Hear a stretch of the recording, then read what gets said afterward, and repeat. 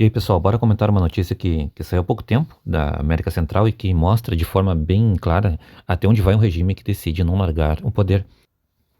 Neste domingo, o presidente da Nicarágua, Daniel Ortega, foi direto ao ponto durante um ato de comemoração dos chamados 47 anos da Revolução Sandinista em Manágua e simplesmente descartou qualquer possibilidade de eleição no país.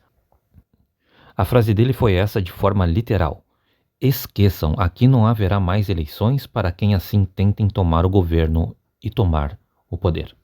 Para quem não acompanha, o Ortega é um ex-guerrilheiro da Frente Sandinista, aquele grupo que derrubou a ditadura da família Somoza em 79. Ele já tinha governado a Nicarágua na década de 80 e voltou ao poder em 2007. De lá para cá, nunca mais saiu do governo.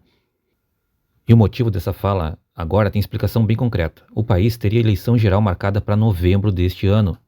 Só que há um ano e meio, uma reforma constitucional ampliou o mandato presidencial de 5 para 6 anos, adiando a votação para novembro de 2027. E mesmo assim, com a eleição ainda distante, Ortega já avisou que ela simplesmente não vai contar de verdade.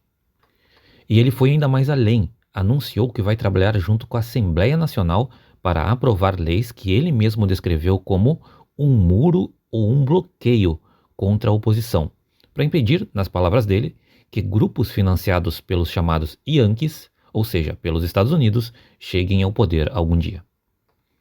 Vale lembrar o pano de fundo disso tudo. Em fevereiro de 2025, entrou em vigor uma reforma constitucional que praticamente acabou com a separação de poderes no país e concentrou o comando político nas mãos de Ortega e da esposa dele, Rosário Murillo, que deixou de ser vice-presidente e virou co-presidente, ou seja, com poder igual ao do marido.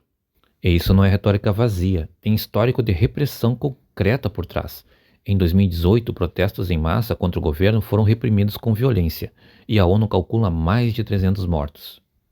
Desde então, opositores foram presos, perderam a nacionalidade nicaragüense, tiveram seus bens confiscados, e isso vale também para jornalistas, religiosos e intelectuais críticos ao regime de Ortega.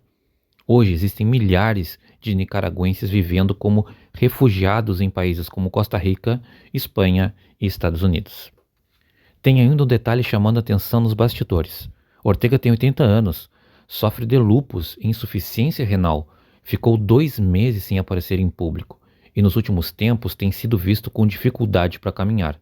Segundo opositores, isso estaria motivando a esposa dele, Rosário Murillo, a fazer uma espécie de limpeza nas instituições do Estado para garantir controle total numa eventual sucessão. E fica bem claro no discurso de ontem o tom que o regime pretende manter. Qualquer tentativa de organizar a oposição, de formar partido, de buscar alternância democrática é automaticamente rotulada como golpe de Estado, ingerência estrangeira ou traição à própria nação. No fim das contas, o que a gente vê aqui é uma espécie de manual quase que didático de como um regime que nasceu de uma revolução contra uma ditadura de décadas acaba, com o tempo, repetindo exatamente a lógica que dizia combater: concentração de poder e a recusa em se submeter ao voto popular. A grande diferença é que, dessa vez, o discurso de justificativa é ideológico, não dinástico. Mas o resultado prático na vida do cidadão nicaragüense é rigorosamente o mesmo. Muito obrigado, pessoal, por assistir o vídeo, um abraço e até a próxima.